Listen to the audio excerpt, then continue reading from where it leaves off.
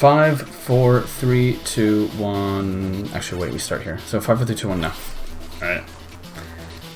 Bit of a blunder there, but hey. So this is Colin McRae Rally on Game Boy Color, a game that absolutely nobody has played. And, well, it's like CMR from a top-down perspective. So if you've played any Colin McRae Rally game, it's like that, except the perspective is completely different. So, and it makes the game a lot different. Like, this is a completely different beast to get used to and play properly. And I think because of the perspective of the game, people have just kind of not really given it a shot. Because, like, I mean, look at it. So it's just a little... it looks slightly alienating, let's put it that way. But it's a good bit of fun, and the physics are surprisingly competent for a GB, like a Game Boy Color game. Surprisingly competent physics. The cars sort of feel like they should. You know, like the Golf has more understeer, and this Escort that's rear-wheel drive has more oversteer, for example. So I should... Yeah, exactly. It's this is a weird one, but I liked it. This is the game that got me into speedrunning properly. Like, I tried a bunch of like dumb little games, but this one is the one that got me into speedrunning. So, and I figured I want to make a return. I haven't played this one in a while, and yeah, it's kind of pleasant coming back after all this time. But this is a game I would say I'm pretty good at.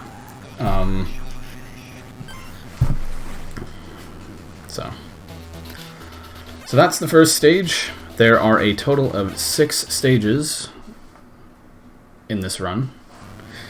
And so there's 2... I hope that's not coming through. There are 2 stages per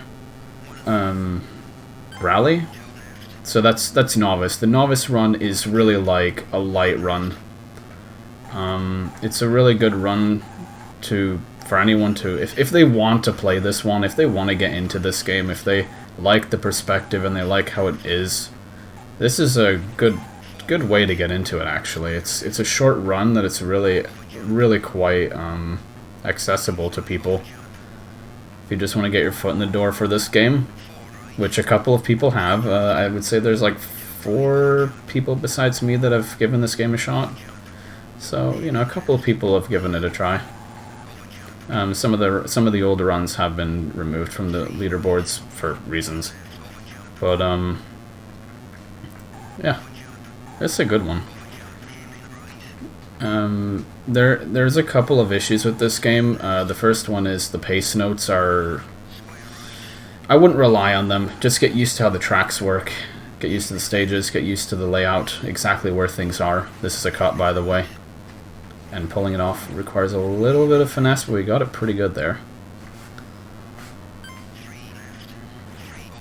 And, yeah, so the pace notes are existing in this game. Like, it makes the game more authentic. Like, it tells you, okay, you're turning here, like, approximately this long from now. But just rely on your knowledge of the layout and forget what he's saying. Also, the audio is... It's impressive that there's even like voiced pace notes for this game, but I think it's just a novelty. I would never rely on such a thing, especially since there are some egregious examples of bad pace notes. But it's something. This game has a damage system, but it's only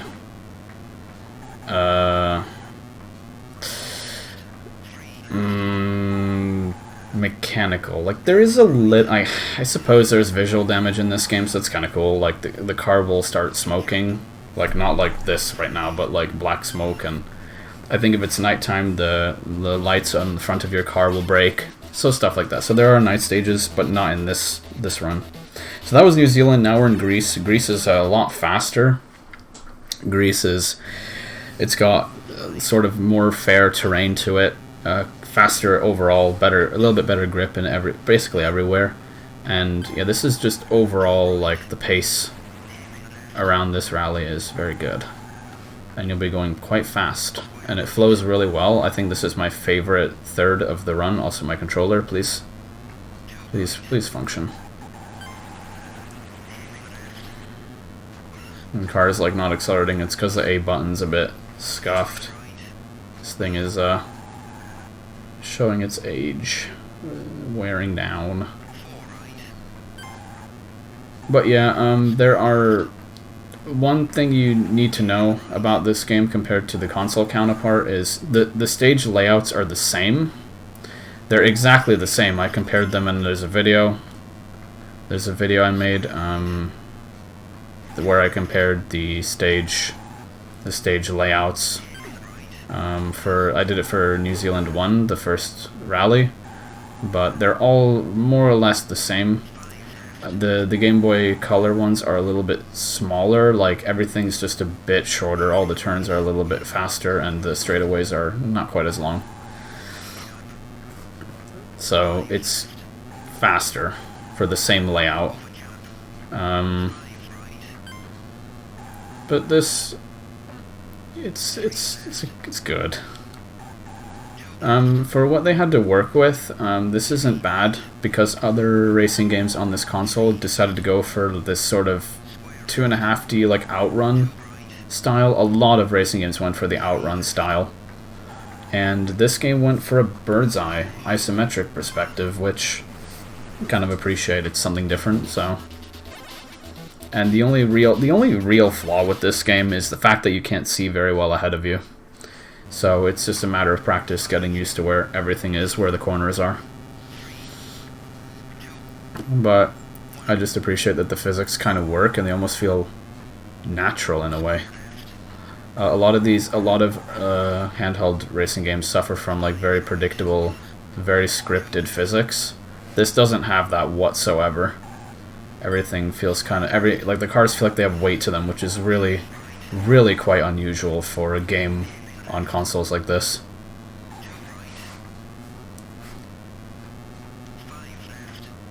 And back to what I was talking about, the stages. So there are cuts all over the stages that are not possible on the console version, simply because on the console versions they're not flat terrain, they're either bumpy or they have additional obstacles or something. But here you can just go straight through some areas that you shouldn't really.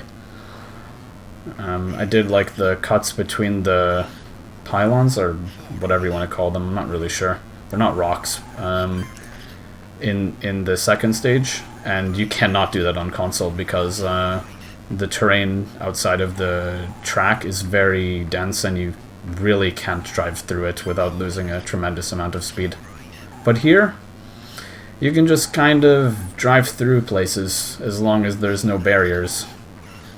Because this game doesn't, like, terrain outside of the drive here isn't too different from, like, this grass, for example, isn't a huge, like, dramatic difference. It's a little bit less grippy, but not ridiculous amounts of less grippy. This part is a little bit technical, a little bit difficult. You can get through it without having to lift. Alright, nice. And that's Greece. And then this is the hardest part of the rally, or the run rather. You have to go up, change your tires to wet, because this is a mostly snow and snowy asphalt terrain. So you need to switch your tires, because if you keep dry tires, you're probably going to lose around, like, I'd say like 20%. You're about 20% slower. So you really want to switch the tires for this. And you have a bunch of tire choices in this game that will become more relevant if you do the more difficult run. And you would think maybe you want to pick the snow tire. There's a spikes tire, and that's mostly for ice. If you try it on this terrain, which isn't quite slippery enough, it's going to cost you a lot of time actually.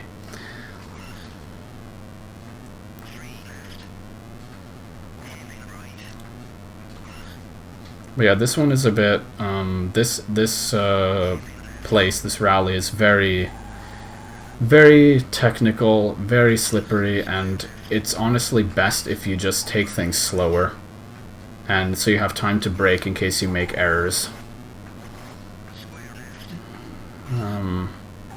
But because everything's a bit slower, you have a little bit more time to react to everything. And the sliding physics are very natural, actually.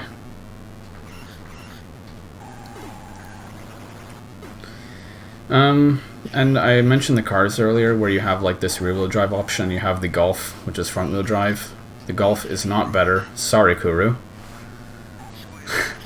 But there's not much between the two cars. You pick what you like.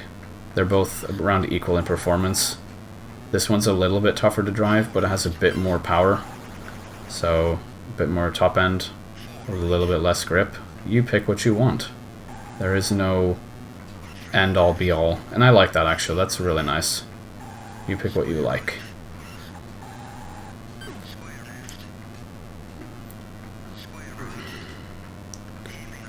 And anyone who's played the PlayStation games might actually recognize the layout here. The fact that you have the village at the end of Austria. And then, so you have the village at the end of Austria, of both stages actually. So this one and the one that's coming up now. And it's going to have a lot of asphalt at the end. The second half of this stage is on the road, essentially.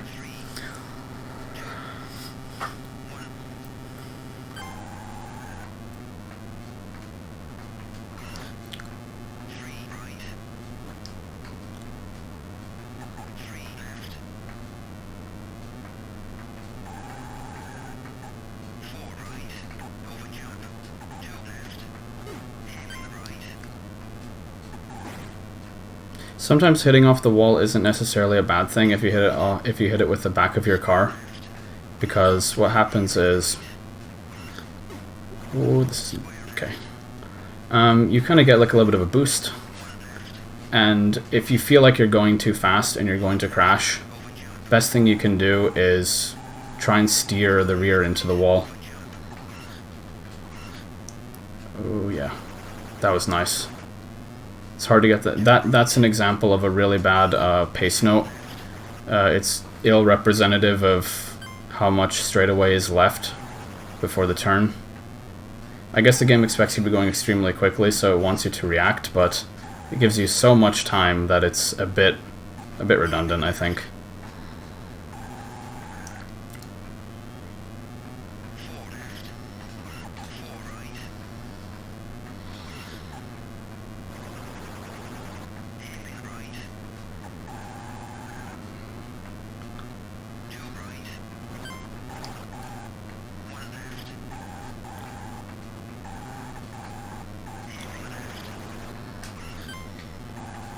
Almost at the end here, real close now.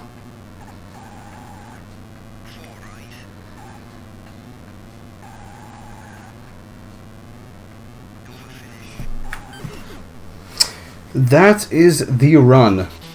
And a world record, apparently, so.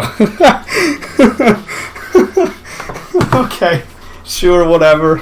Whatever, man, whatever. Okay. Oh my goodness. Oh. Nice.